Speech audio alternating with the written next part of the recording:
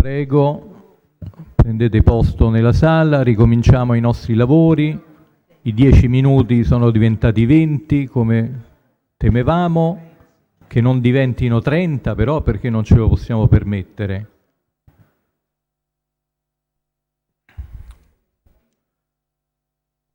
Bene, l'intervento della professoressa Astrid Zenkert dell'Università di Stoccarda è un intervento che credo si leghi molto da vicino a quello che abbiamo appena ascoltato del dottor Guidarelli. Astrid Zenkert insegna storia dell'arte all'Università di Stoccarda, ma si è formata, ha una formazione vasta e variegata in storia dell'arte, ma anche filosofia e filologia romanza, e presso le prestigiose università di Tübingen e Heidelberg.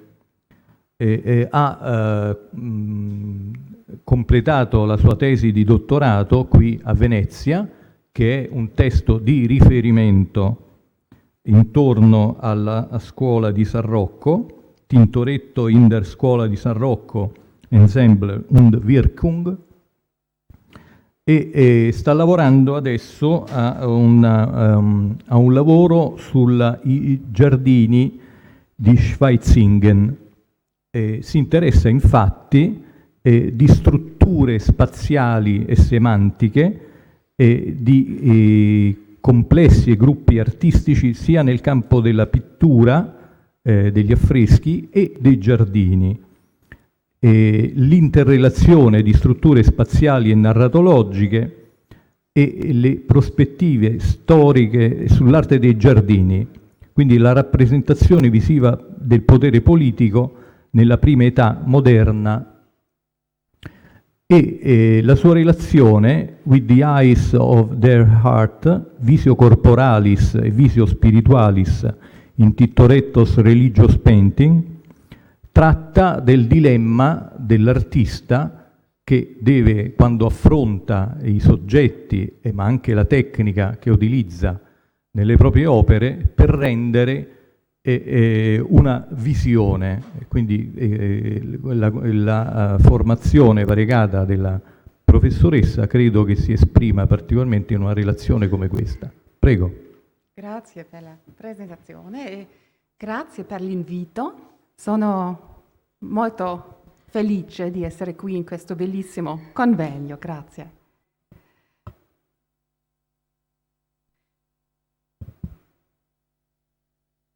It is an art historical commonplace to describe Tintoretto's paintings as being visionary. But mostly the use of this epithet remains slightly nebulous. What is it, what we may call visionary in his art? And in what sense may he himself have tried to create a sort of visionary painting? From a theological point of view, there seems to be a fundamental dilemma inherent to the concept of visionary painting. Painting depends on sight, but in the theological tradition, physical sight has been judged as being unable to receive spiritual visions. It has even been rated as an obstacle for spiritual ways of seeing.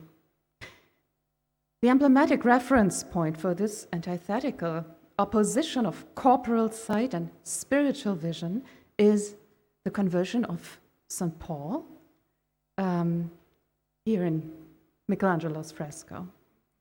At the same moment when St. Paul saw the light of God on his way to Damascus, he became blinded. So religious enlightenment and the loss of physical sight are paradoxically linked together in this story.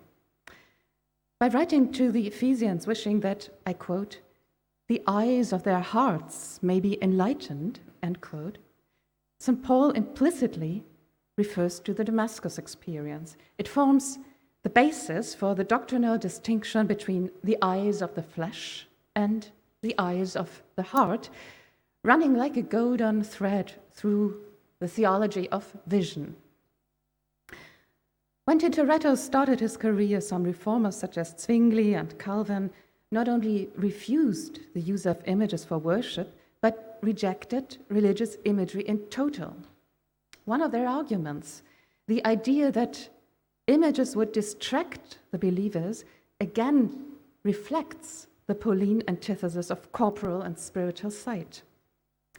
In the disturbing confusions surrounding the status of religious painting on the Protestant as well as on the Catholic side, it must have been indeed of some importance for a spiritual aware artist like Tintoretto to rethink the relation of bodily and spiritual sight.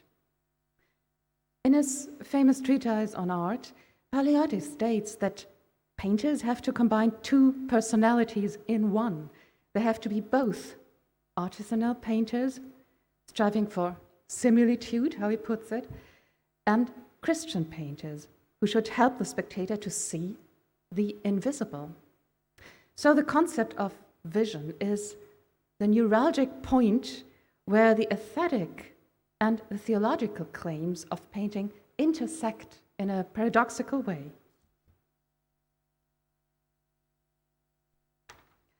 It must have been a great challenge to reconcile these two identities in a time when both the theological and the aesthetical merits of paintings were object to passionate but relatively separate debates. When Aretino reminds the young Tintoretto that one can be a good Christian without being a painter, but not the other way round, he seems to be fully aware of this problematic. How can painting appeal to the eyes of the flesh and at the same time reach the eyes of the heart? I would like to demonstrate that Tintoretto very consciously deals with this problem throughout his career in many different ways. In a first step, I would like to show in some exemplary paintings how he reflects on the contrast of spiritual and physical ways of seeing. Secondly, I will talk about how he initiates the spectators to very different forms of spiritual seeing.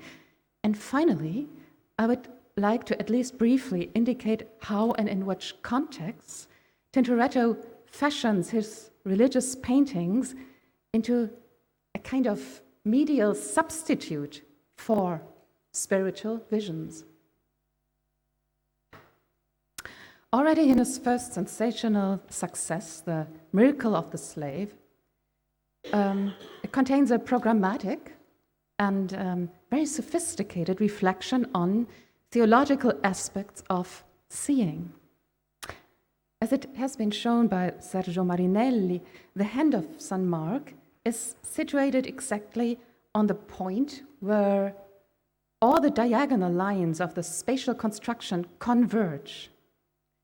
Directly beneath the saint's miracle-working hand, there is a man who is meaningfully pointing to his eye. On the narrative level, the man thus is referring to the attempt to blind the slave. But as the head of this man is situated precisely in the center of the planimetrical composition, this significant gesture seems to refer to another, more fundamental dimension. It may be read as an instruction to conceive this painting as a programmatic reflection on seeing. The figures curiously watching the torture scene are an important element in this pictorial engagement with vision. By mirroring the real spectators in front of the painting, they prompt them to reflect on their own way of watching the represented scene and the picture itself. But, and this seems to be very important to me, the group of spectators on the left side of the picture isn't presented in a morally neutral way.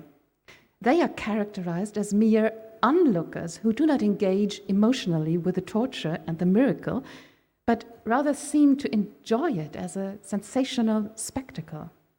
They offer a perfect illustration of the cupiditatis videndi, the greed for seeing, criticized by St. Augustine, as a passion which prevents the credent from spiritual ways of seeing.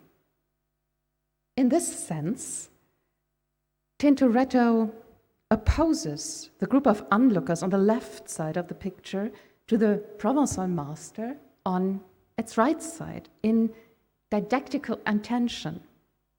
According to the legend, the miracle prompts him to repent and subsequently to venerate St. Mark. The way he spreads his arms in deep amazement reveals his inner motion, contrasting to the emotionally unconcerned astonishment of the onlookers. By this carefully constructed contrast, Tintoretto very directly confronts the spectators with their own way of viewing.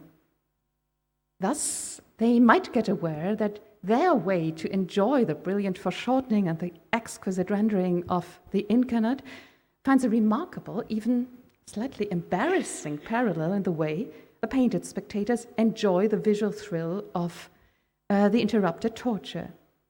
By this artistic stratagem, Tintoretto creates an analogy between the painting and the miracle represented within it. Thus, viewing a painting and witnessing a miracle are presented as parallel operations, which both can be dominated by the greed for seeing, the libido vedendi. Paradoxically, this insight contains an argument in favor of religious painting, because in analogy, both could ideally lead to a form of viewing which lets us realize the spiritual dimension of what we see. Like the Provençal master is converted by the miracle, the spectator's way of seeing can be radically changed by the painting. So it might point to a certain success of his strategy that the painting itself later on has been described as a miracle over and over again, as has been shown by Roland Krischer. This growing overlapping of aesthetical and religious vocabulary is a very intriguing process to which paintings like the Miracle of St. Mark may have contributed largely. It is important, however, that in this painting Tintoretto does everything to appeal to the spectator's corporal eyes with the most spectacular pictorial inventions. By driving their visual curiosity to an extreme, he creates the basis for turning it to its opposite. In its radicality, the possible turnaround of the spectator's visual attitude may resemble a religious conversion. Once the spectators begin to see with different eyes, they can perceive the painting in a fundamentally different way. For instance, instead of criticizing or admiring the loose and seemingly unfinished brushwork as a demonstration of the artist's virtuosity, they may conceive it as an attempt to make the pictorial surface open and permeable, so that the eye may see through to the painted object's spiritual dimension instead of remaining sticked at their surface. Thus, the spectators may even look through the narrative surface and realize that the slave doesn't lie there essentially because his torturers forced him to, but because he totally devoted his whole body to the saint. This would be a radically different way of looking at the situation. Thus, the shocking effect of the naked body's vulnerability can turn into admiration for the slave's wholehearted abandon to St. Mark. In the so-called Collecting of the Manna in San Giorgio Maggiore, Tintoretto again stages the contrast between physical and spiritual sight as an antithesis. But here it is another type of corporal sight that is shown as an obstacle to spiritual seeing. Most of the Israelites are totally absorbed by everyday occupations that, and this seems to be important to me, require a sharp sight. Their heads bowed, they are washing, sewing, and lousing without looking up. They used their sight only in a technical way, reducing it to a tool for everyday tasks. It seems to be this narrowing of the sight that makes them blind for the spiritual meaning of the manna that lies on the ground unnoted. A single female figure in the foreground, however, is looking pensively to the distance. As she doesn't look at an object within the pictorial space, she seems to contemplate the painting on the opposite wall. This painting represents the Last Supper, so she is the only one to recognize the meaning of the manna. She seems to look through the painting's surface from the other side this time, and to see, like in a vision, the institution of the sacrament that is prefigured in the manna. Thus, she inspires the spectators to connect the two paintings and to realize their spiritual interrelation. This relation is invisible. By tracking this visionary figure's line of glance, however, the spectators can see it nevertheless. They too can perceive the representation of the Last Supper like a vision. Revealing the origin of the sacrament, which is celebrated on the church's altar in between the two paintings. Thus, an aesthetic competence, the ability to relate two paintings, can be experienced as a religious competence, as the ability to see a part of God's design.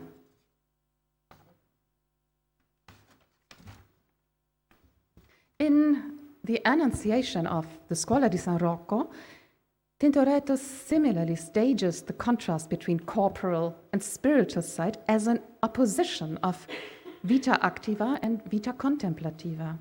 Joseph, focusing his eyes zealously on his work, isn't able to see the cluster of angels that fly into the Virgin's chamber. The eyes of the Virgin, however, are enlightened by the Holy Spirit. Viewed against the contrasting backdrop of Joseph's busy activity, it seems to be her contemplative attitude that enables her to see and to receive the angelic message. Being the first picture on the left wall of the Sala Terrena, the Annunciation is the starting point of the whole cycle. By passing through the main doorway, we enter the scuola in the same direction like the angel enters Mary's chamber. Thus, the space where Joseph works seems to correspond to the outside space from where we come, the busy streets, workshops, and stores of Venice. This parallel makes us understand that entering the scuola, we should let behind us the word of bustling activity and its instrumental, material-orientated ways of seeing. Thus, Tintoretto shows us that we enter a space of contemplation where we are supposed to see with different eyes. In St. Augustine's theology of vision, corporal and spiritual sight are opposed to each other antithetically. In his De Genesi ad Litteram, however, Augustine transforms this antithetical concept into a triadic structure of gradual ascension. He develops the idea of a spiritual ascent from lower to higher forms of vision, leading from the visio corporalis over the visio spiritualis to the visio intellectualis that he conceives as the highest form of seeing. And it is quite interesting to see that in contemporary vision literature, for example, Teresa of Avila, this triadic structure of St. Augustine is used in order to find a system for the own very different visions. I would like to show that the scuola's 3 halls implicitly contain something like a school of spiritual seeing, which echoes Augustine's triadic concept of seeing. Starting in the Sala Terrena and ending up in the Sala dell'Albergo, their sequence transmits the idea of a gradual ascension from lower to higher forms of spiritual seeing. The paintings of the Sala Terrena comply with the first level of seeing. They depict how Christ appears within the physically visible world.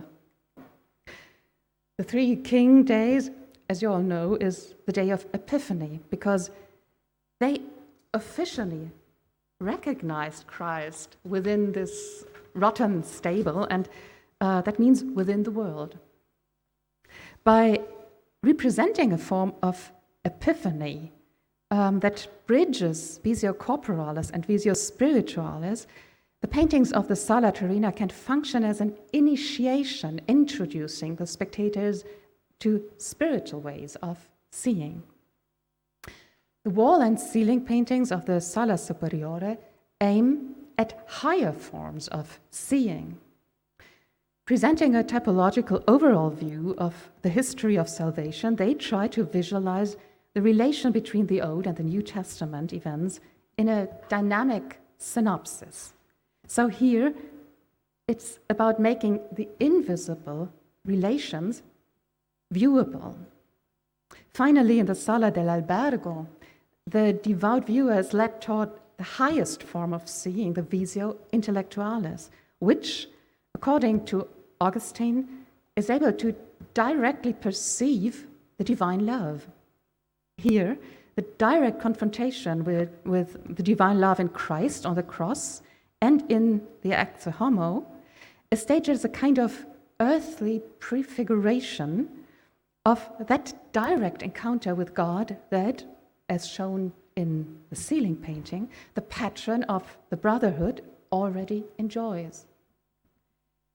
He sees God face to face, conceived as a visio beatifico, and that seems to be quite interesting to me. The glorification of St. Roch represents the culmination point in the spiritual progression of seeing. Seeing God face to face one day is the last transcendental aim of that school of spiritual seeing unfolded in the three halls of the Scuola. The pairs of single-figured paintings, which in each hall accompany the narrative paintings on the walls, seem to embody the different ways of seeing that comply to the different halls. They function as a kind of viewing instruction, showing the spectators what kind of spiritual experience they should strive for while viewing the paintings of the respective sala. In this sense, the two Marias can be seen as spiritual models, of course. They exemplify the contemplative attitude we are supposed to adopt in this first hall. Their open and receptive attitude closely resembles that of the Virgin in the Annunciation. With a book on her lap, the saint of the left wall seems to experience divine presence by the light mysteriously shining through nature. The posture of the saint of the right wall indicates that she doesn't focus on reading in a narrowing way, but is open for a similar experience of epiphany. By relating reading and viewing processes, the two saints seem to represent two faces of a contemplation that enables them to see the world with spiritual eyes. Thus, they exemplify the ideal spiritual attitude for the reception of the hall's narrative paintings, which thematically deal with epiphany. You see, there is a congruence in this. In the Sala Superiore, it's San Sebastian and St. Roch, the ancient and the modern plague saint, who function as role models for the spectators. While St. Roch seems to direct his eyes toward the Old Testament scenes on the ceiling, St. Sebastian seems to look to the New Testament stories represented on the walls. Thus, they encourage the spectators to look at both directions too, and again, to relate the scenes on the walls to those on the ceiling. Seeming to be deeply moved by what they see, the two saints inspire the spectators not only to perceive those spiritual relations, but also to get emotionally touched by them. In the Sala dell'Albergo, it's the two prophets between the windows whose way of seeing offers an ideal model for the spectators.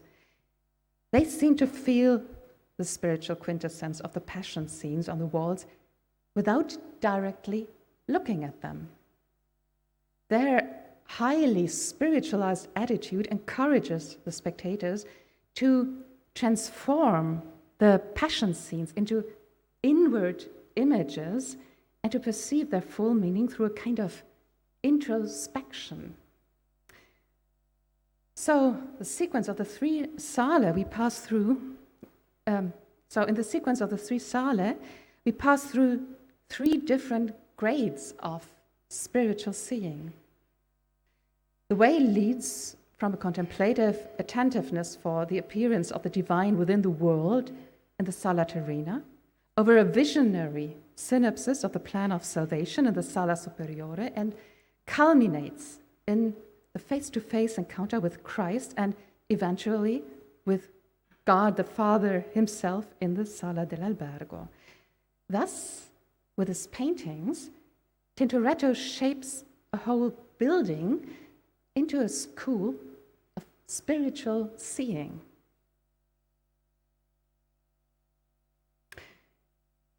In the 16th century, the ecclesiastical authorities struggled hard to tame the mystical fury that led to an immense increase of personal visionary experiences among the believers.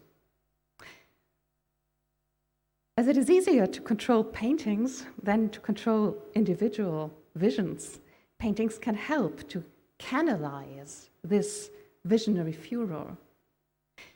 Viewed against this backdrop, I think that the paintings of the Scuola di San Rocco were supposed to cultivate the believer's desire for spiritual visions in the sense of both encouraging it and at the same time forming it, educating it. For devotional brotherhoods, it must have been of special importance to shape common visions instead of individual ones in order to build up and to strengthen the spiritual community. On the ceiling of the Sala Superiore, the hall for festive reunions, Tintoretto shows all sorts of Old Testament visions, collecting and distinguishing them like in a compendium. There are visions received in dreams, like Jacob's dream of the heavenly ladder. There are cases of angelic intervention, which are situated in between miracle and vision. And of course, there are the different visions of Moses. But Tintoretto does not only depict visions in a remarkable variety, beyond that he strives for producing an aesthetical equivalent to the experience of visions. Herein, the remarkably huge foreground figures play an important role. Their size and their sculptural plasticity directly appeal to the spectator's body feeling, making him empathize with them in a nearly physical way. Many of those figures seem to experience the biblical scene to which they belong like a vision. For example, to the left, St. John, by sitting in the foreground of the Ascension in this iconographically very unusual way, nearly seems as if he had a vision. Or, to the right, the soldiers at the tomb of Christ seem to experience his resurrection like a vision. Even the apostles in the agony of the garden resemble visionary sleepers. Thus, the strangely isolated scene with Christ and the image and the angel above them appears like a dream vision. In a comparable way, the main scene of the baptism of Christ is framed by undefinable dark masses like an image within an image. In size and posture, it too nearly appears as a vision received by the huge foreground figure to the right. In size and posture, this male figure echoes Saint Sebastian, who on his part is looking deeply moved toward the baptism of Christ. So the viewer can identify with those painted viewers seeming to share a vision with them. Similarly, he can empathize in a nearly bodily way with the visionary figures in the ceiling paintings, for example, with Moses. The viewer has to bend back in order to see the paintings on the ceiling, just like Moses bends back in order to see God in a vision.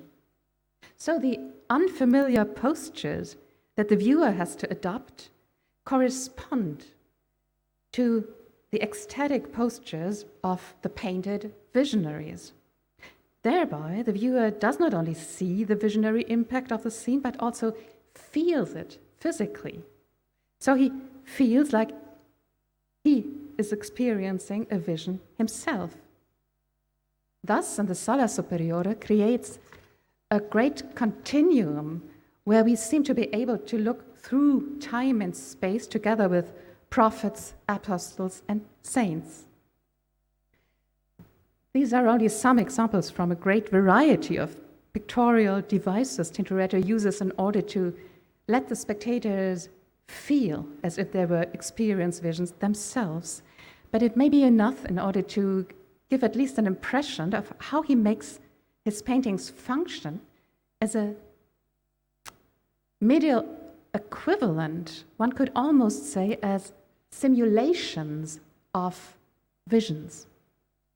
I think with this pictorial concept, Tintoretto belongs to the inventors of a new kind of religious painting, which later on has been theorized by Paleotti and others and standardized by Baroque patterns of religious painting. It is a concept that systematically exploits the structural analogies between the viewing of paintings and the experience of visions in order to make the spectators see with the eyes of their hearts. Thank you for your attention.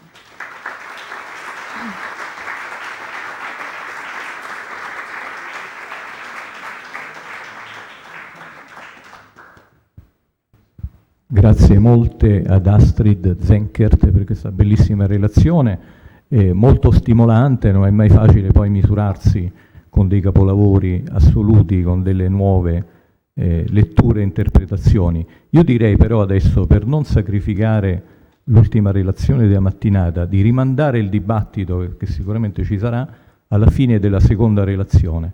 Quindi io chiederei a Fiorella Pagotto di raccontarci qualche novità sulla famiglia di Tintoretto, legami e parentela a San Rocco. Fiorella Pagotto è una storica dell'arte, nata e cresciuta a Venezia e tiene molto evidentemente questa caratteristica. Ha studiato all'Università Ca' Foscari e collabora con l'Istituto dell'Enciclopedia Italiana per alcuni, è una studiosa del Seicento veneziano, a partire dalla sua tesi di laurea su Bernardino Prudenti, quindi diciamo che ha proceduto a ritroso e infatti ci racconterà dei legami familiari di Tintoretto, in particolare dei suoi figli. Prego. Allora, innanzitutto ringrazio gli organizzatori del convegno per avermi dato l'opportunità di esporre queste mie ricerche e mi scuso per la qualità del PDF, ho un cattivo rapporto col PowerPoint. Allora, il 16 giugno del 1607 Giuseppe Prudenti scriveva una lettera da Roma, dove si era rifugiato a seguito di una denuncia per truffa, a un suo parente veneziano, Marco Tintoretto, che all'epoca abitava al Ponte di Mori. La lettera era una delle varie missive scambiate tra i due, in cui Giuseppe Prudenti chiedeva a Marco Tintoretto, una delle poche persone a Venezia con cui il giovane aveva mantenuto buoni rapporti, aiuto e intercessione presso la famiglia. L'altro amico con cui Giuseppe continuava ad avere buoni rapporti era il ricco mercante di origine bresciana Bartolomeo Bontempelli del Calice. Il documento è trascritto in un processo che nel 1607 la Uggaria di Comune istituì su denuncia dei debitori di Giuseppe e contemporaneamente del fratello Alessandro, che mirava a ottenere la dichiarazione che la fraterna dei due era stata sciolta per evitare appunto di dover pagare i debiti del fratello. Marco Tintoretto non venne interrogato direttamente, ma fu riportata la testimonianza di Giovan Battista Monghetti, un altro mercante di lana e seta, che abitava all'epoca nella casa di Giulia Fonte, e riportando la lettera dixit esser quella inviata al Tintoretto per Isepo de Prudenti. La lettera iniziava rivolgendosi a Marco molto magnifico, signor mio, osservandissimo, e spiegando quale fosse il peggior stato in cui si trovava, con spesa e quasi e senza quasi, posso dire un quattrino, e nulla speranza d'accomodarmi per adesso, per le cause che gli ho detto. E so che la vostra signoria per la pratica ave di questa città la sa più di me di questi signori prelati, mi danno parole di fare ma poco si muovono. La lettera continuava quindi cercando di smuovere Marco Tintoretto per l'amor del Signore a usare ogni stratagemma con i miei, a ciò quanto prima m'aggiustino e vedere anche con mia sorella che mi presti un poco di aggiunto, che anche me l'ha quasi promesso. Continuavo quindi riferendosi a una lettera che Marco aveva scritto precedentemente a Isepo Tintoretto, dove Marco si doleva che Isepo avesse realizzato questa truffa nei confronti del fratello e poi nei confronti anche del mercante fiorentino con cui commerciava. Giuseppe chiedeva quindi a Marco di sincerarsi che un'altra lettera che gli aveva inviato da Roma a Venezia tramite l'illustrissimo Priuli fosse stata consegnata ai familiari, gli chiedeva quale fosse il risultato e gli chiedeva anche di recapitare personalmente la lettera che era stata mandata da Roma da Bartolomeo Bontempelli del Calice, recapitarla ovviamente ai familiari con le parole adatte in maniera di poter smuoverli a pietà nei suoi confronti. Concludeva con le formule d'uso: Vostra Signoria mi perdoni se sono stato molesto e fuor di modo insolente, che mi renda tale è la penuria al presente dei buoni e reali amici e parenti, e come tale conosco Vostra Signoria, qual prego continuare ad amarmi, e perfino gli bacio le mani pregandogli di far riverenzia a nome mia alla magnifica signora sua madre e a tutti di casa.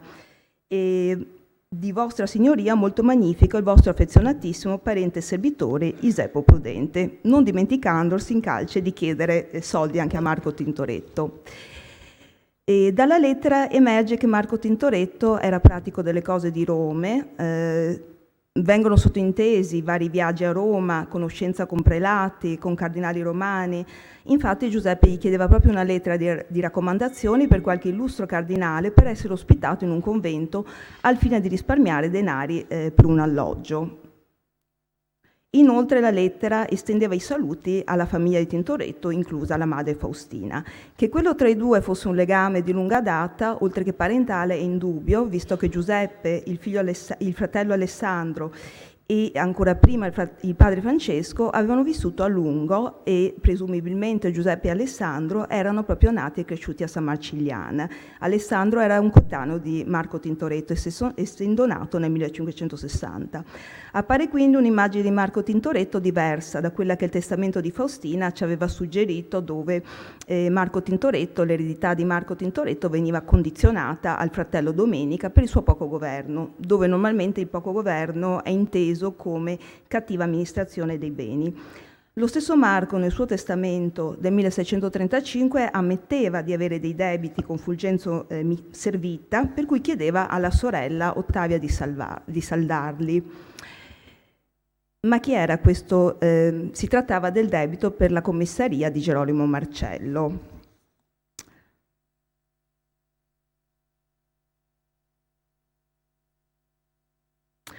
Allora, chi erano questi Gerolamo Marcello? Si trattava di Gerolamo Marcello, che non è un ramo nobile, ma era un cittadino veneziano, figlio di legittimo matrimonio di Giovan Battista Marcello, figlio di Livio, che invece era un figlio naturale del nobilomo Antonio di Andrea Marcello. Scusatemi. Che infatti nell'albero genealogico risulta non avere figli. In un altro documento del 5 settembre del 1618 Marco Tintoretto testimoniava proprio a favore di questo Gerolamo Marcello di Giovan Battista per la sua richiesta di cittadinanza. All'epoca il Marcello aveva circa 20 anni e Marco affermava di conoscerlo da 12-13 anni, di conoscere i genitori, ma soprattutto che il fratello del padre Giovan Battista era il piovano di San Marciliano, che come sappiamo fu sempre la parrocchia dei Tintoretto e anche la parrocchia di questi prudenti. Non si tratta purtroppo del ramo del Gerolamo Marcello per cui Tintoretto eseguì questo quadro, che è stato esposto anche alla mostra delle gallerie dell'Accademia, che appartiene, questo Gerolamo Marcello che fu procuratore di San Marco nel 1545, appartiene al ramo di Gerolamo Marcello di San Cristoforo, mentre gli altri Gerolamo Marcello appartenevano al ramo di Marcello della Zuecca, cioè della Giudecca. Abbiamo conferma che i prudenti fossero effettivamente i parenti di Tintoretto, consanguinei di Tintoretto, dal testamento di Ottavia, che è l'ultima figlia di Jacopo Tintoretto, che nel 1645 redice il suo testamento, e incalcia il testamento gli unici parenti che vengono citati sono proprio Giuseppe Prudenti e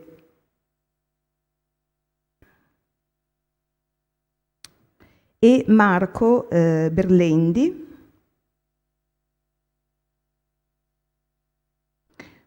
e la nipote Anzola, che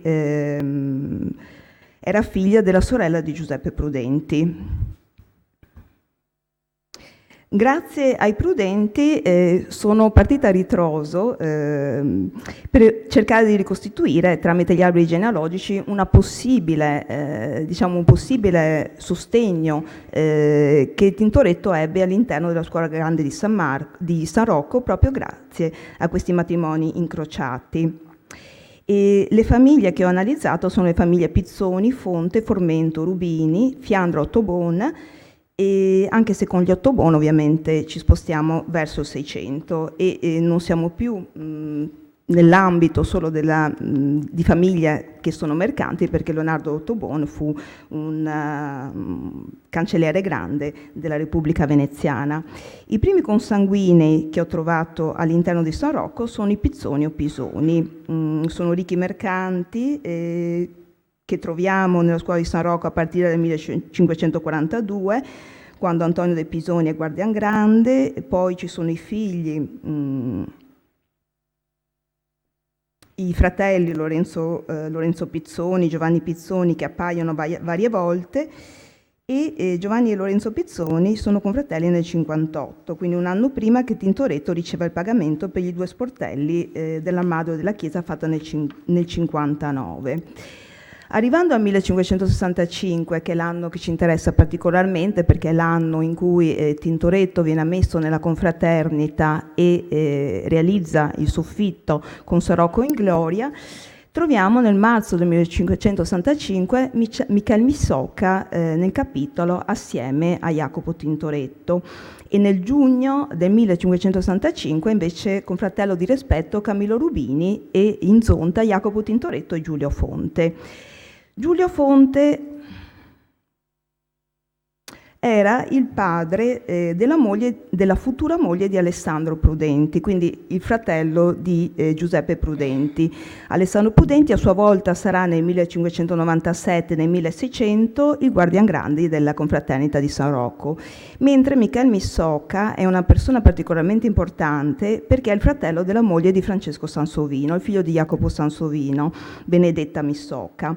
E questa mattina è stato giustamente sottolineato dal professore Guidarelli e anche dal guardian grande Posocco il legame tra Jacopo Tintoretto e Jacopo Sansovino. Qui ci troviamo davanti proprio ad un legame all'interno della confraternita di San Rocco. Inoltre Benedetta Missoca era a sua volta imparentata, la potete vedere qui, l'alberetto Missoca, era a sua volta imparentata con I Fiandra, il cui figlio sposerà Caterina Prudenti, quindi la cugina di Giuseppe Prudenti.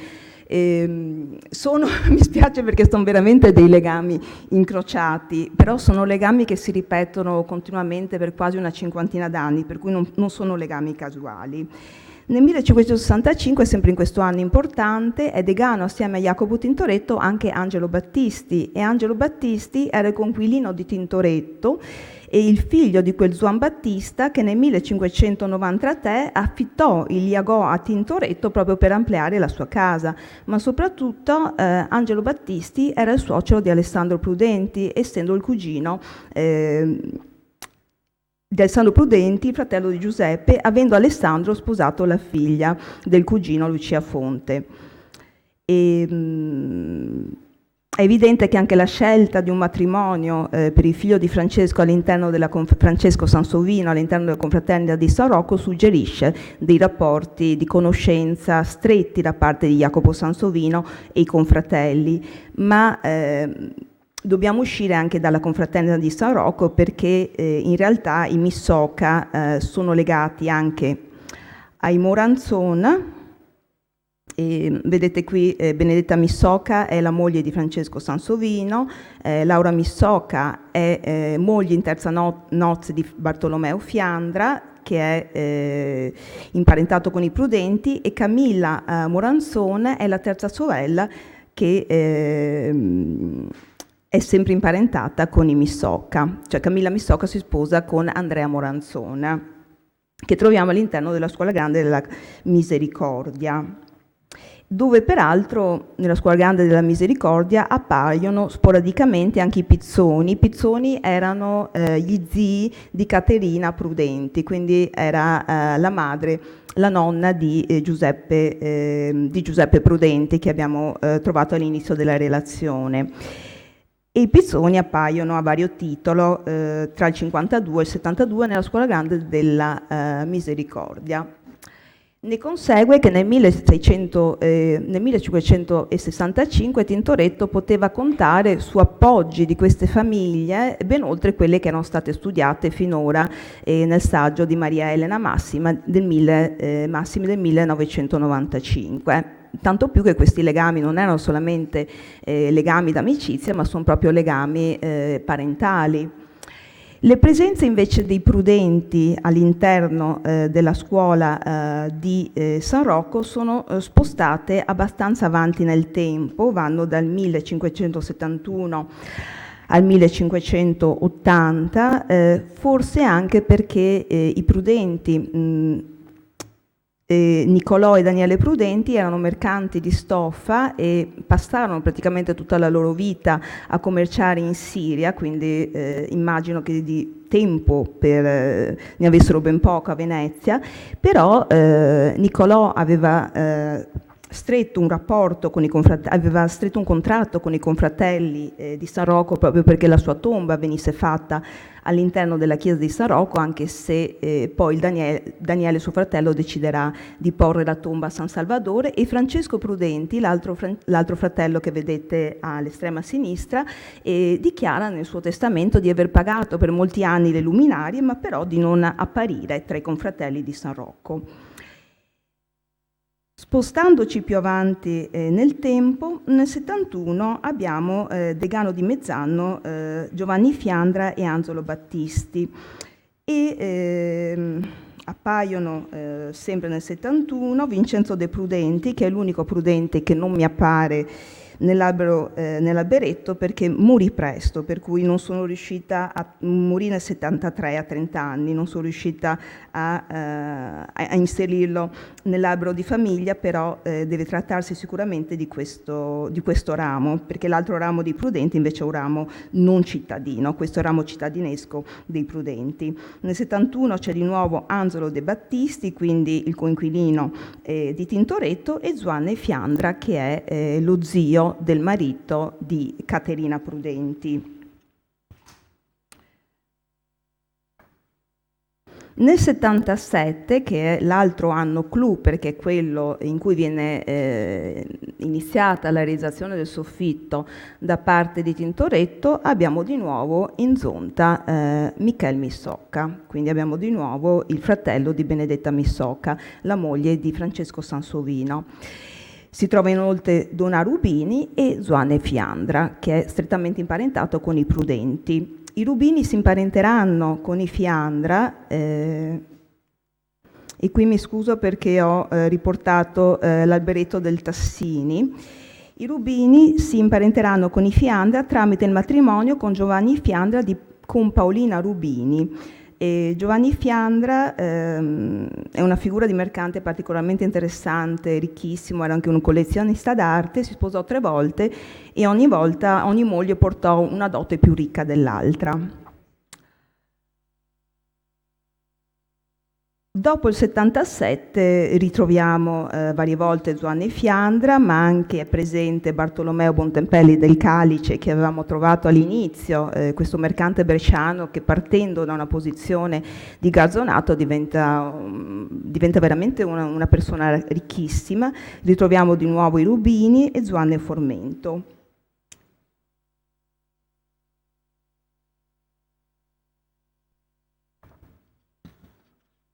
Diciamo che queste presenze si ripetono negli anni fino agli 80-85 e questi confratelli occupano varie cariche.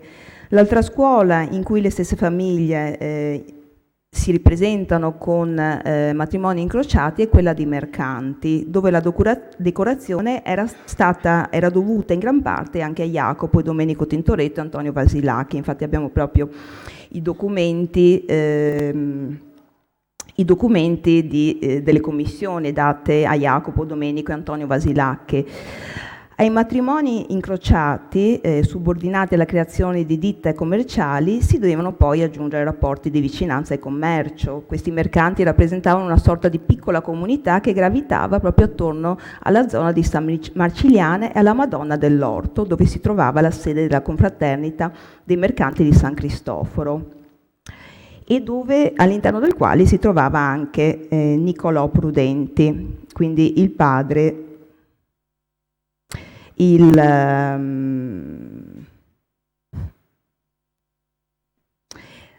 lo zio di Giuseppe Prudenti.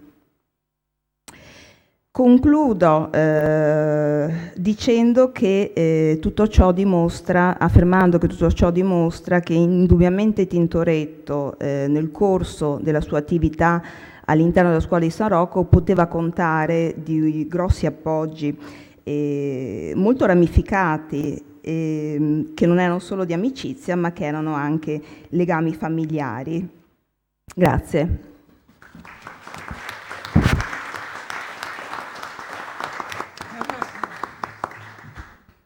Bene, ecco, benissimo, volevo chiedere appunto di rialzare le luci, 2 relazioni fra loro molto diverse, i miei complimenti anche a Fiorella Pagotto che si è districata in mezzo a questa selva selvaggia di alberi genealogici. Io personalmente non ci riesco neanche con i miei parenti, quindi capisco come sia difficile e come siano utili questo tipo di studi che illustrano molto spesso ragioni di committenza altrimenti inesplicabili, quindi sono strumenti da usare sempre con moderazione, con attenzione, perché molto spesso un legame familiare magari non indica una vicinanza, ma potrebbe esserci pure una distanza, insomma, elementi da far interagire con tutti gli altri, parenti serpenti, da far interagire con tutti gli altri per appunto, però appunto sono studi fondamentali.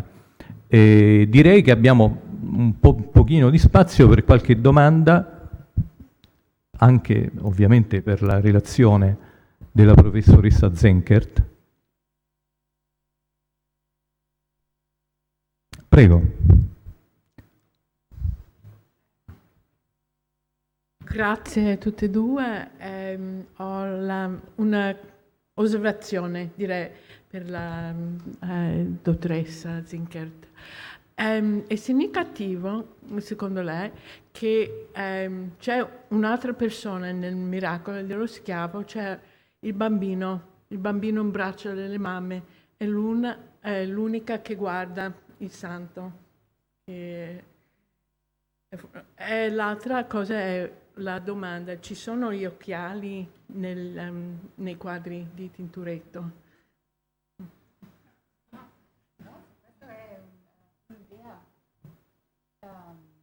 Molto interessante Grazie per questa idea molto interessante di studiare un po' queste situazioni nelle quali Tintoretto mostra persone con gli occhiali. Adesso non ho un esempio, ma grazie, è un'idea per lavorare, di continuare il lavoro in questa direzione.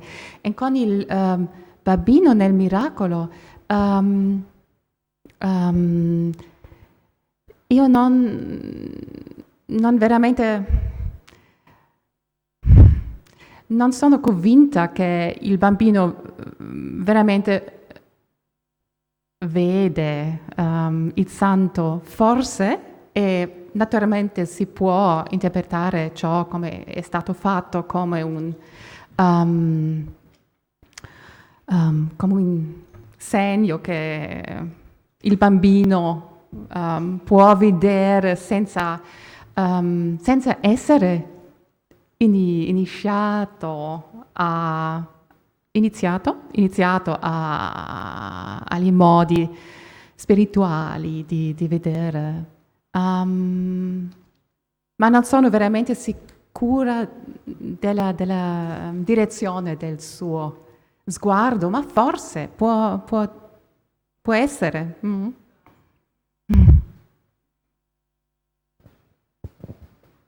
Grazie. Astrid Zenkert, magari la faccio in inglese. Is there any real relationship in between the angle of the light coming in and the vision of people seeing? Because I find that very particular in Tintoretto's paintings, that the angle of light has a certain importance. It's made very. Sorry, I don't know. It's created in line with the space of the paintings, and it seems to me to add to your argument a little bit in the way in which the light is coming into the painting, what parts of the painting are highlighted with this light, and the angles in which people view things, and maybe also to the visio spiritualis, not only the real vision. Thank you very much. I think too that this is a very important aspect, and I think that this is really would be another field to show how Tintoretto makes us see with different eyes, that he really makes us move in front of the paintings, so we can really realize or perceive different things in a process. This has been called the peripatetische Sehen, peripatetical way of seeing, and I think this is extremely important in Tintoretto, that there are different states of conceiving a painting. Yes, I think you're totally right in this. Posso? Sì. Allora, da storico ho una sensibilità per gli alberi genealogici e quindi mi rivolgo alla Pagotto. La domanda è molto semplice.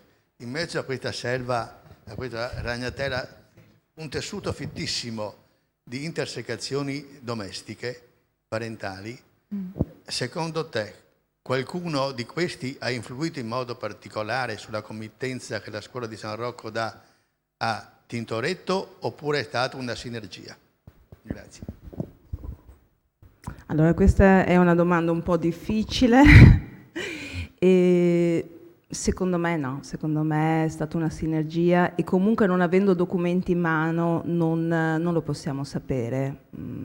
Noi abbiamo i documenti comunque di chi era Guardian Grande negli anni in cui Tintoretto ottenne le commissioni, ma è evidente che attorno al Grande a Guardia, attorno a chi decideva, c'era questa, diciamo, questa sinergia di famiglia che comunque sostennero Tintoretto proprio in questi anni cruciali.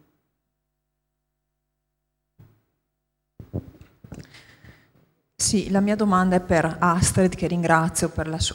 Parlo in italiano, poi puoi anche rispondere in inglese, come ti senti più a tuo agio, per la tua relazione, che tocca un punto fondamentale, secondo me, della pittura di Tintoretto, questa dinamica della visione. Ecco, io ho solo non un dubbio, ma così una richiesta di una tua risposta, rispetto all'interpretazione dell'Annunciazione della Scuola Grande di San Rocco, che tu poni nei termini contrappositivi, dialettici, di vita attiva e di vita contemplativa. Allora, io sono abbastanza convinta della proposta di Augusto Gentili, che va appunto proposto già diversi anni fa, di vedere nella figura che sta lavorando fuori in bottega non tanto Giuseppe, che è troppo giovane, oggettivamente giovanissimo, ma la visione in qualche modo, e anche qui si può parlare di visione prolettica, di un giovane Gesù che sta lavorando alla sua croce. Le assi a forma di croce e sopra la lancia e la corda, quindi gli strumenti della passione. Quindi non nel senso negativo di un lavoro che distoglie da una visione. Anzi, lì secondo me il tema non è tanto il contrasto tra vita attiva e vita contemplativa, ma è la compenetrazione di queste due realtà, perché Maria sta pregando col libro d'ore, che è appoggiato alle ginocchia, ma stava anche lavorando con l'arcolaio dietro di lei. E questo è un punto fondamentale, secondo me, per la scuola, perché la scuola deve illuminare le sue opere, diciamo così, a partire dalla fede. Non c'è un contrasto, non potrebbe esserci un contrasto tra vita attiva e vita contemplativa a discapito della vita attiva, perché di fatto le opere della scuola, voglio dire, la declinavano nel senso di una vita attiva alla luce di quella contemplativa. Ecco, volevo chiederti cosa ne pensavi a riguardo. Grazie. Grazie.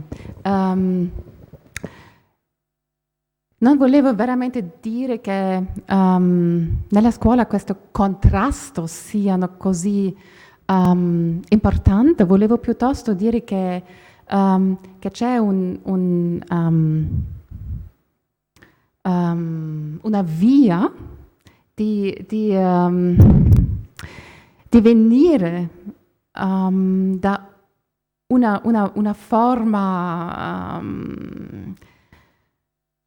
che combina tutti e due a una forma di vedere che è ancora superiore. Infatti credo che sia un senso di ascensione e che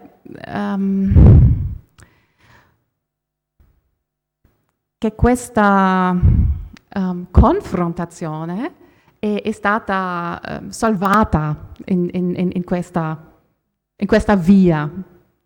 Ma grazie per questo suggerimento a questa interpretazione del Giuseppe che infatti non avevo nella mente, perché devo dire che negli ultimi mesi ho veramente cominciato ancora di studiare il Tintoretto, che era un po' nella zona... Dottorato. Sì, un po'. Grazie, è molto importante di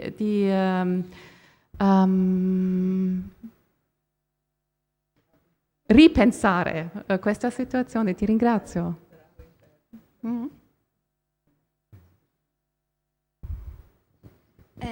Salve, avevo una domanda, una richiesta di precisazione per la dottoressa Pagotto. Volevo sapere se potevi dirmi, visto che ci davamo del tu, continuiamo a darci del tu, se potevi dirmi, perché non ho capito bene nella presentazione, che legame ci fosse tra i Marcello, che mi interessano molto, e tutto il resto. E poi anche che altezze cronologiche siamo per quell'Andrea Marcello che risulta capostipite di quell'alberetto che hai mostrato, per piacere. Grazie. Allora, i Marcello di cui ho parlato io non sono i Marcello nobili, non sono i Marcello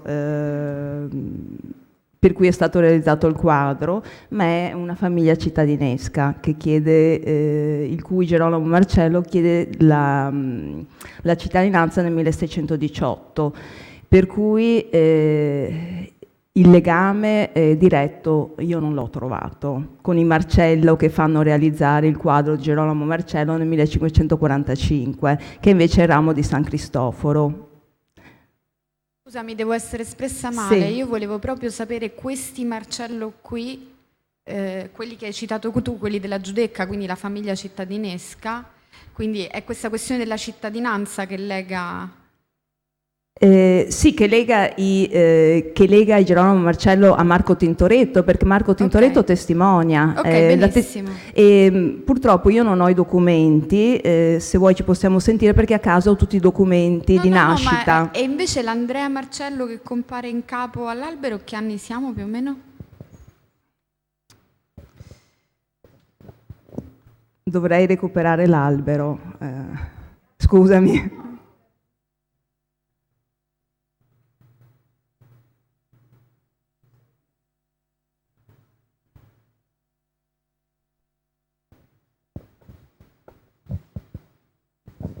Salve, grazie per entrambi gli interventi molto interessanti. Ho due domande. Riparto da Pagotto, visto che mi unisco un po' ovviamente mi interessa moltissimo il nesso, perché noi sappiamo che il rapporto dei Tintoretto figli con Paolina Marcello, che eredita il cognome, lei si chiamava Baseggio, è importantissimo negli anni finali proprio della storia anche della bottega. Peraltro Paolina si era fatta ritrarre da Marco, quindi insomma è un legame importante questo. Però non ho capito, mi scuso, qual è il legame di parentela invece di parentela proprio. Questo non ho colto, perché l'amicizia e il rapporto fra Marco, Tintoretto, queste famiglie così, ci porta fino alla morte, all'estinzione della bottega. Però invece il rapporto di parentela originario mi è sfuggito, quindi mi scuso se non ho capito questo. E poi una domanda anche per Zenker, perché nella caduta della manna mi interessa bellissimo tutta la riflessione sulla visione, che è ovviamente centrale nell'interpretazione del Tintoretto. Ci sono però delle presenze abusive, io le chiamo così, in alcuni dei quadri più spirituali e visionari appunto del maestro. E io non ho mai trovato, io non ho ovviamente nessuna spiegazione, però ho visto che nessuno se ne è mai occupato. Uno dei quali è una persona in abiti seicenteschi, proprio nella caduta della manna, un personaggio completamente intruso nella scena biblica, che non guarda neppure ciò che sta accadendo, non vede nulla, però è lì. E anche nel battesimo ci sta un personaggio cinquecentesco completamente abusivo, che ho l'impressione che nessuno abbia visto, no? E vi chiedo ovviamente anche agli altri se qualcuno ha qualche spiegazione in proposito, visto che non appaiono legati in nessun modo alla committenza benedettina in un caso, di San Rocco nell'altro, e cerca di comprendere il senso di queste presenze apparentemente gratuite, ecco. Se mi sono spiegata, se non mi sono spiegata bene mi rispiego dopo.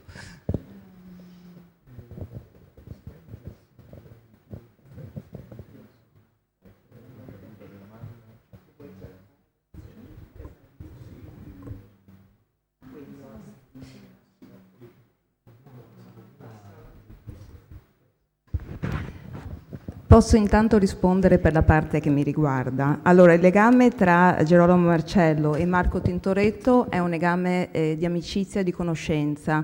E Gerolamo Marcello chiede a Marco Tintoretto di testimoniare per la sua dichiarazione all'Avvocaria di Comun, che è un cittadino veneziano, per cui Marco Tintoretto dichiara semplicemente di conoscerlo da 12-13 anni, questo Gerolamo Marcello ha circa 20 anni, di conoscere lo zio che era stato Piovan di San Marcilian e dichiara ovviamente che non aveva mai praticato arti meccaniche, sono le formule tipiche che venivano utilizzate per la richiesta della cittadinanza, e ottiene la cittadinanza Gerolamo Marcello nel 1618. Il legame con i Prudenti invece è un legame che io ho cercato più volte di trovare in che maniera sono parenti, perché Marco Tintoretto lo ripete 2 volte, nel testamento di Ottavia Tintoretto è citato proprio come parente della suddetta Ottavia, e suo nipote Marco Berlendi e la pronipote Anzola Berlendi, figlia del fratello di Marco Berlendi, sono gli unici parenti che vengono citati nel testamento di Ottavia, dove peraltro non ereditano niente perché gli lascia un ducato a Marco Berlendi. Purtroppo a che livello siano consanguinei mi sfugge, perché i documenti non lo dicono, però viene citato come parente più volte, e quando nel 1583, è un legame anche di amicizia, perché quando nel 1583, non l'ho detto, posso dirlo adesso, Marco incassa da Bramin Milan per nome di Anzola Relitta di Serzuan da Giustanopoli, che era la massera di Tintoretto, il legato che era stato fatto da suo zio Antonio da Comin, nel novembre del 1583 viene incassato da Marco Tintoretto, ma nel dicembre del 1583 viene incassato da Marco Tintoretto, ma nel novembre, il mese precedente, era stato incassato proprio da Alessandro Prudenti, che è il fratello di Giuseppe Prudenti, per cui c'è proprio un legame di vicinanza fisica e di amicizia e di fiducia. Passo alla professoressa. I would like to answer to Melania a little bit later, because it's I'm not quite sure if I got Forse it se right. può ritornare alla diapositiva, se puoi ritornare alla diapositiva della caduta della manna, se c'è ancora. Forse era solo per capire che cosa stavo chiedendo.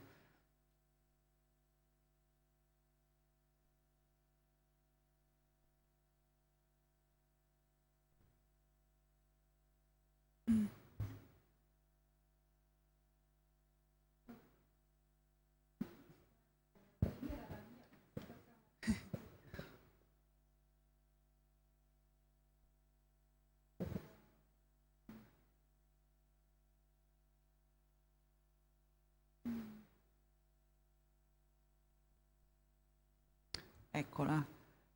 Vedi, sulla destra, no? C'è un personaggio con il cui collare bianco si vede personaggi in abiti seicenteschi, no? Che non guarda né ciò che stanno facendo appunto le persone occupate nelle attività quotidiane, nel lavoro, né è partecipe dell'evento spirituale.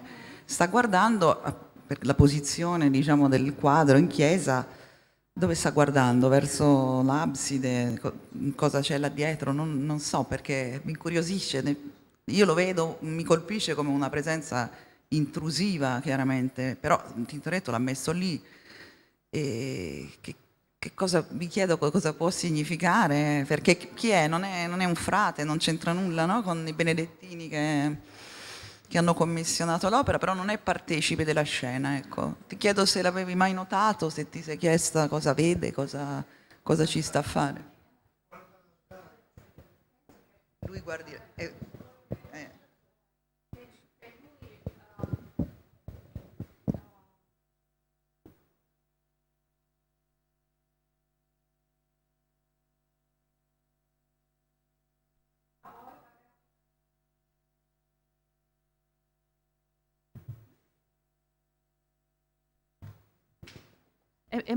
Sarebbe molto interessante veramente di studiare nella situazione concreta, spaziale, penso che Erasmus ha ragione con questa idea, ma non sono sicura, si deve verificare. Lei è sicura? Sì? Sì, l'altare? L'Eucaristia combina con l'altare che è stata... Sì. Sicuramente deve essere l'altare lì. Partecipa all'Eucaristia. All'Eucaristia? Si dedica. Non sono assolutamente sicura se questo angolo può veramente, se si immagina il laterale, se può veramente direttersi sull'altare. Non può essere altrimenti, se no non ha un senso. Non sarebbe un senso se non guardasse sull'altare, ma non sono sicura se la direzione veramente, forse a una cosa che è dietro l'altare piuttosto, si deve guardare ancora una volta la situazione spaziale, è molto interessante, sì.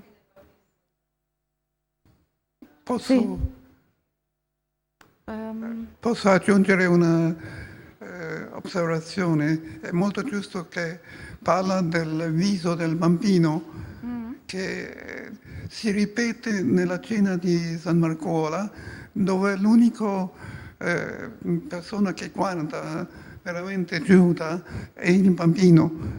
E Tintoretto osserva bene che i bambini vedono la verità senza sapere altro che il mistero o il miracolo, ma vedono la realtà. Grazie. Posso aggiungere una cosa brevissima su questa domanda della dottoressa Mazzucco? Allora, per quanto riguarda la manna, della figura del cosiddetto armigero che sta sul bordo appunto destro del dipinto, aveva già notato la sua presenza Ivanov nel solo articolo dedicato a questo dipinto che risale agli anni 70, se non ricordo male, proprio su Arte Veneta, e faceva un'ipotesi molto affascinante, benché un po' surreale, sul fatto che potesse essere un riferimento al priore dell'epoca che si chiamava Iseppo Alabardi, proprio perché vestito da armigero, eccetera, eccetera. C'è stata, sono contenta di poterlo dire, una bella tesi di laurea che ho diretto a Ca' Foscari di una studentessa davvero brillante che si chiama Benedetta Fanciulli, che ha ristudiato questo dipinto, mettendo intanto precisando da un punto di vista documentario che probabilmente la realizzazione di questo dipinto è precedente non solo ai termini cronologici che normalmente gli vengono attribuiti, ma anche addirittura tutta la questione della riedificazione del coro. Quindi saremmo in un caso straordinario, se l'ipotesi che io penso assolutamente fondata di Benedetta funziona, in cui i dipinti arrivano prima del coro, e questo ci obbliga anche a ripensarli completamente da un punto di vista interpretativo.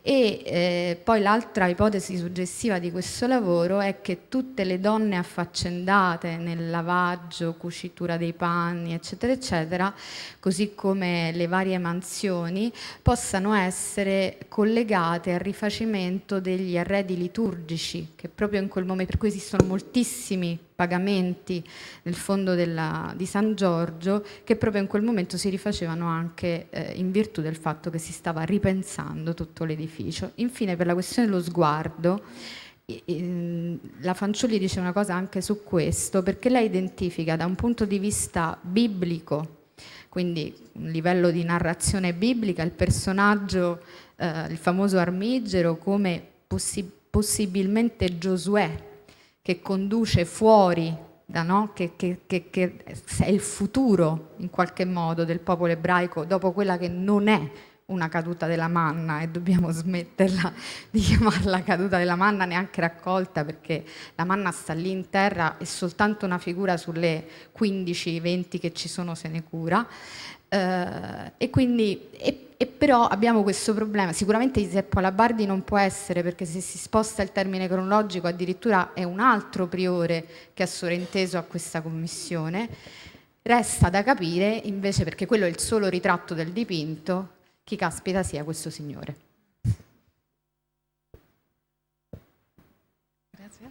Grazie, è molto interessante.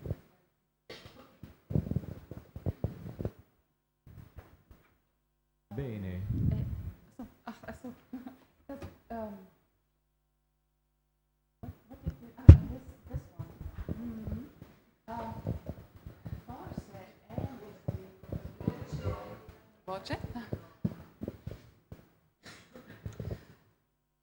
Molto interessante, forse lui sta cominciando a vedere in quest'altro modo, come i profeti nella sala dell'albergo, di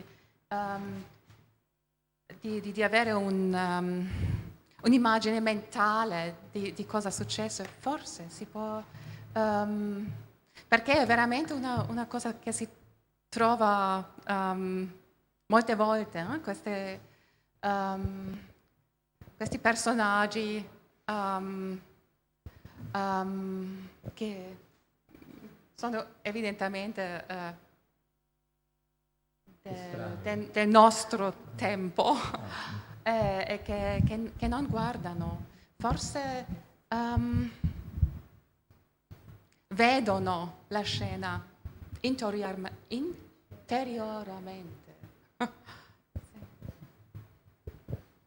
Io ho proposto nell'ultimo bollettino della scuola di San Rocco che la figura che sta di mezzo sull'altezza del dimezzamento a destra, quella figura sia Domenico, è quasi una barzelletta del Tintoretto padre che dice la menzione dell'angelo che appare, che dice tu sei mio figlio prediletto, fa proprio in questo anno questo profilo del suo figlio che si può notare in altri disegni e altre grafiche, tipicamente suo figlio. E la differenza di qualità delle figure nel fondo con Cristo e quelle che sono davanti, che sono abbastanza malfatte, vuol dire che questa parte a destra in giù è stata fatta proprio da Domenico, che per il padre ha lasciato fare a suo agio. Un'idea interessante. Sarebbe una situazione, se sarebbe giusto, sarebbe ancora una situazione di parallelismo entre scena biblica, entre miracolo, no, non è un miracolo, ma scena spirituale è dipinto, no? E questo sarebbe molto intrigante di pensare. Grazie. Se permettete un'altra idea sulla base di Augusto, che ha proposto il giovane Cristo nell'apparizione dell'angelo all'Annunciazione di San Rocco. Io ho proposto nell'ultimo libro che il fatto che Maria è la nuova Eva, allora abbiamo eventualmente in questo personaggio che lavora il nuovo Adamo. Eventualmente Augusto ha ragione, ma anche che in un certo parallelismo appare qui il nuovo Adamo. Non lo so, mi sembra un po' troppo, ma si sa, non si sa mai nel Tintoretto, sì. Ma una cosa che io vorrei domandare a Valeria, se ho capito bene, vedi un parallelo, vedi che è costruito un parallelo entre il miracolo di San Marco e l'arte medicinale miracolosa. Forse c'è una certa relazione con la cosa che io vorrei cominciare di pensare entre questa relazione miracolo, pittura, arte pittorica. Cosa pensi? No, ti ringrazio per questa domanda, anche perché non abbiamo avuto tempo di parlare ieri. Mi fa molto piacere tornare su questa questione. Sì, sono assolutamente d'accordo con te, infatti ho molto apprezzato davvero il tuo intervento e questa questione della visio corporalis, della visio spiritualis, secondo me funziona molto bene, anche se certo poi io per il tipo di studi che faccio sono sempre portata ad avvicinare questi grandi principi che assolutamente governano, è evidente, la pittura, le invenzioni, poi al contesto più specifico, e quindi per me è importante che queste due cose camminino insieme. E per quanto riguarda invece il rapporto miracolo, arte della medicina, io penso davvero che questa lettura sia possibile e che nel mondo umano, soprattutto per un narcisista egocentrico come Rangone, lui si sentisse un po' un mago e quindi si avvicinasse nella sua dimensione umana alle capacità miracolose di quei personaggi che erano stati toccati invece dalla appunto grazia divina.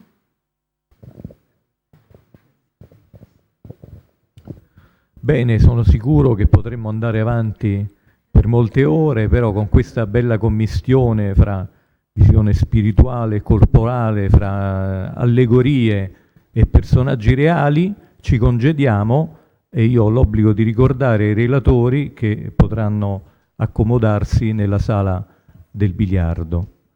Grazie.